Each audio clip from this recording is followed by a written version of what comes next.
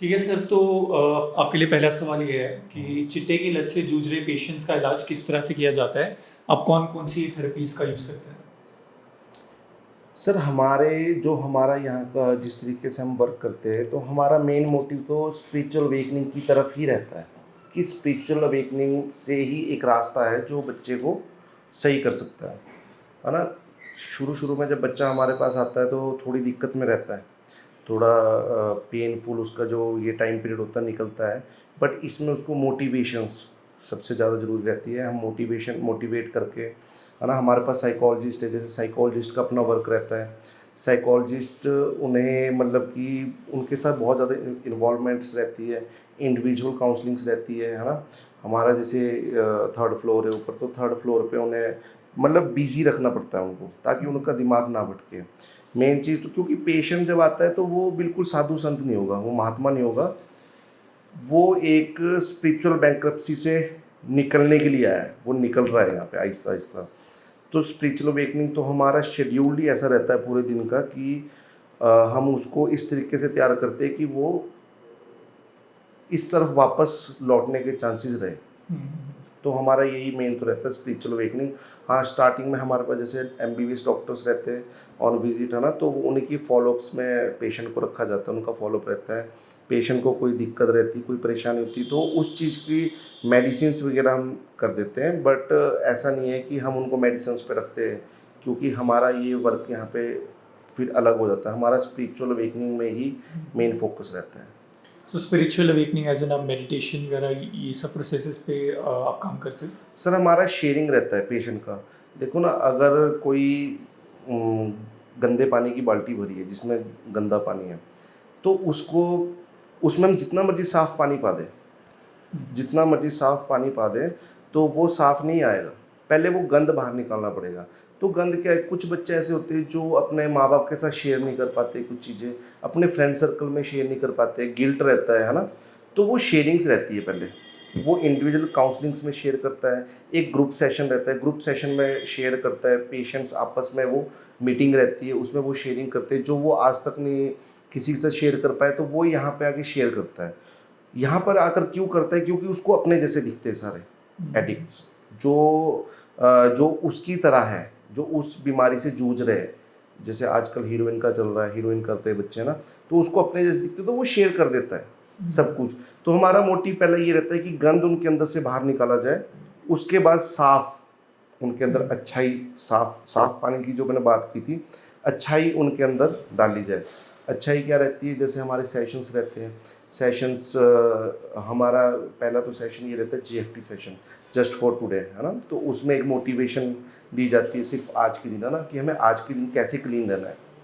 उसके बाद हमारा सेशन रहता है इनपुट में उन्हें बताया जाता है CNS, central nervous system, dopamine कैसे रिलीज होता है, हम नशा क्यों करते हैं, किस लिए हम नशा करते हैं, कैसे करते हो, और नशा करने के साथ साथ हमारे साथ साथ कितने लोगों की ज़िंदगी बर्बाद हो रही है, फैमिली पूरी ख़राब हो रही है ना, फाइनेंशियली वीक हो रहे हैं। तो वो हर एक चीज़ बताई जाती है।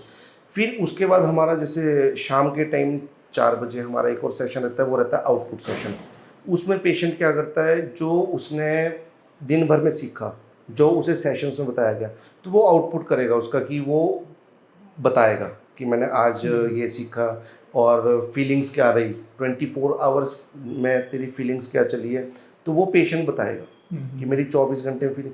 तो ये एक थेरेपी है। इस तरीके से हम उन्हें पता भी नहीं लगता है कि हम उनके अंदर से गंद कब निकाल देते हैं, और वो अच्छा ही तरह चला जाता है। अच्छा सर, आपको ऐसा लगता है, जैसे मैंने ऐसा देखा है समाज में जो लोग सब्सटेंस अब्यूज करते हैं उनको ज़्यादातर नशेड़ी बोला जाता है as oppose to a victim. वो किसी, जैसे आपने बोला, एक स्पिरिचुअल लैप्स उनके माइंड में जिसके कारण वो नशा शुरू कर रहे हैं।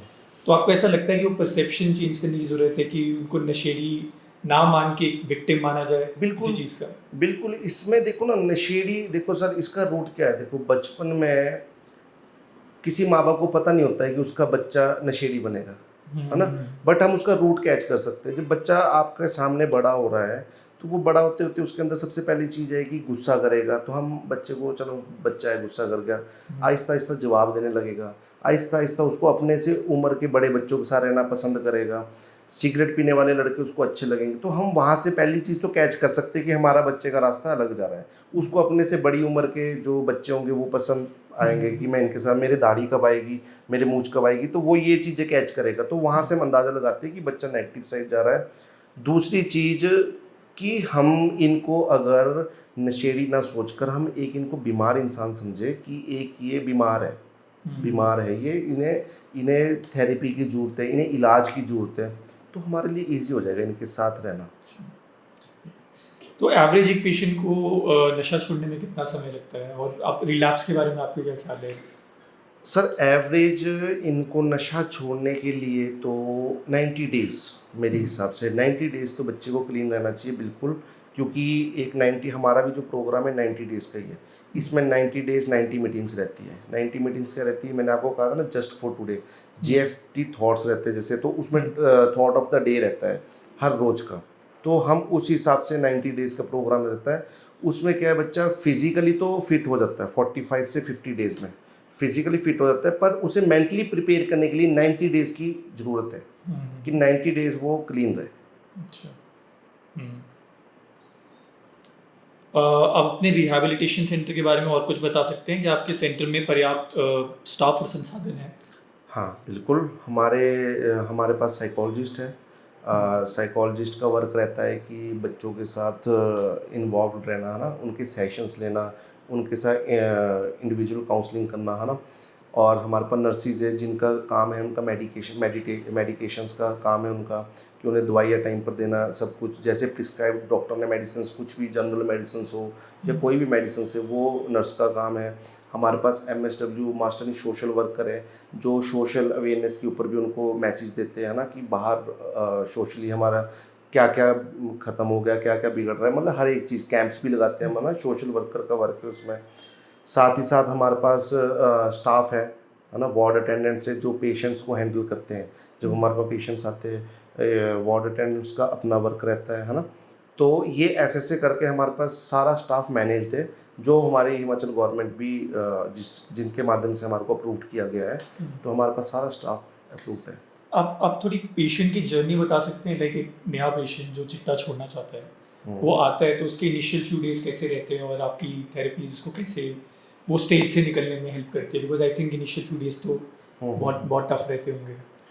सर इसमें ये रहता है कि बच्चे को ना हमें, मतलब कि एक थ्रू रखना पड़ता है, थ्रू प्रोसेस रहता है कि उसे देखो, जब बच्चा आएगा, लड़का कोई भी नशा करके अगर आता है, तो उसका सबसे पहले मूड स्विंग्स की प्रॉब्लम रहती है। वो अभी खुश है, अभी दुखी हो जाएगा, अभी हंस रहा है, अभी रोने लग जाएगा ना। तो वो उस चीज़ वो ऐसा क्यों कर रहा है, क्योंकि वो हैंडल नहीं कर पा रहा है, वो बैलेंस नहीं कर पा रहा है ना। उसके हिसाब से जब वो नशा करता है, तो उसके हिसाब से ग्राफ बिल्कुल सीधा चलता है। बट उसे हम ये बताते हैं कि हमारी लाइफ का जो ग्राफ है वो कभी सीधा नहीं चलता है, वो अप्स एंड डाउन रहते हैं। अब बच्चे का नशा करने का रीज़न क्या है? सबसे पहला, मम्मा ने डांट दिया, पापा ने डांट दिया, अब मैं नशा करूँगा। मैं सिगरेट नहीं भी पी रहा था, मैं भांग नहीं भी पीता हूँ, पर मेरे घर वाले बोलते भांग पीता, मैं तो सिर्फ स्मोकिंग करता हूँ। तो वो उसके हिसाब से वो चीज़ नहीं हो रही है, उसको उस चीज़ पे बहाना मिल गया कि मुझे नशा करना है।